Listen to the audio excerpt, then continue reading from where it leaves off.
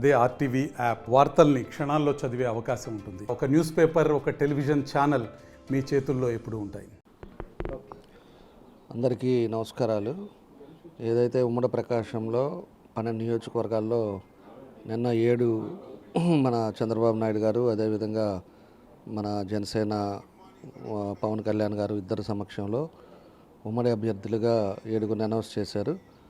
మిగతాయి కూడా ఆధారపడాల్సిన అవసరం లే, కాకపోతే జనసేనకు ఒక సీటు అనేది ఇవ్వాలి కాబట్టి దాన్ని ఏదనేది చూసుకొని అవి కూడా తొందరలోనే వదులుతారు. కాబట్టి ఏదైనా ఇదివరకు ఎట్లా ఉన్నామో ఉమ్మడి ప్రకాశంలో అందరం కలిసిమెలిసిగా అదే పద్ధతిలోనే కలిసి తప్పకుండా కూడా ఒక మంచి అందరం కూడా గెలిచే విధంగా మా వంతు మేము కృషి చేస్తాం.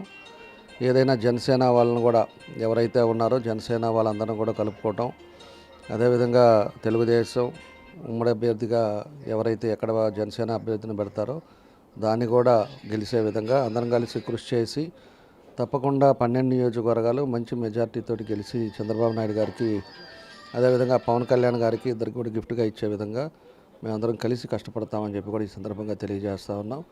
ఎవరికైతే 7గురికి అనౌన్స్ చేశారో వాళ్ళందరికీ కూడా బెస్ట్ విషెస్ తెలియజేస్తూ ఉన్నా. మిగతా రాని వాళ్ళకు కూడా తొందరలోనే అవి కూడా సెకండ్ ఫేజ్లో వచ్చే విధంగా మ్యాక్సిమం అందరికీ ఎవరైతే ఉన్నారో ఇప్పుడు ఇన్ఛార్జీలుగా వాళ్ళందరూ కూడా ఉండే విధంగా మా వంతు మేము కృషి చేస్తామని చెప్పి కూడా మేము తెలియజేస్తున్నాం.